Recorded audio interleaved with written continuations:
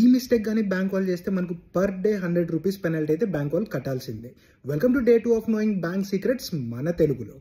మనం ఎప్పుడైనా ఏటీఎంకి money withdraw చేయడానికి వెళ్ళామనుకోండి, అప్పుడు మనీ అయితే స్ట్రక్ అయిపోయి మన బ్యాంక్ అకౌంట్లో కూడా మనీ కట్ అయిపోయాయి అనుకోండి. ఇలా కానీ జరిగినట్లయితే మీకు మీ బ్యాంక్ వాళ్ళు నెక్స్ట్ 5 డేస్లో అయితే మీకు మీ అమౌంట్ అయితే మీ అకౌంట్లో క్రెడిట్ చేయాలి.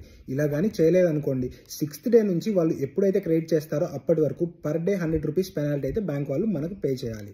ఫర్ ఎగ్జాంపుల్ మీరు ఒక 2000 విత్డ్రా చేయడానికి వెళ్ళారు, కానీ అవి స్ట్రక్ అయిపోయాయి, అలాగే మీ బ్యాంక్ అకౌంట్లో కూడా అమౌంట్ అనేది కట్ అయిపోయింది అనుకోండి. 10 డేస్ తర్వాత మళ్ళీ మీ బ్యాంక్ అకౌంట్లోకి బ్యాంక్ వాళ్ళు అయితే క్రెడిట్ చేశారు. సో అప్పుడు 5 డేస్ వరకు అయితే ఏముండదు, కానీ 6th డే నుంచి వాళ్ళు 100 రూపీస్ పెనాల్టీ పే చేయాలి. కాబట్టి ఈ 2000 రూపీస్ ఏదైతే స్ట్రక్ అయ్యో అవి మన అకౌంట్లోకి వేయాలి.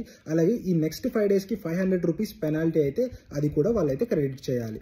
సో ఈ విషయం చాలా మందికి తెలియక దీన్ని అసలు పట్టించుకోరు. ఎప్పుడైనా డబ్బులు వెనక్కి వస్తే అమ్మయ్య మన డబ్బులు వెనక్కి వచ్చాయి కదా అనుకుంటారు. కానీ ఇలాగని మీ కేసులో జరిగితే మీ బ్యాంక్ వాళ్ళని అయితే ఖచ్చితంగా అడగండి. ఇలాంటి మరింత ఇంట్రెస్టింగ్ ఫైనాన్స్ కంటెంట్ తెలుసుకోవాలంటే మన ఛానల్ని అయితే ఫాలో అవ్వండి.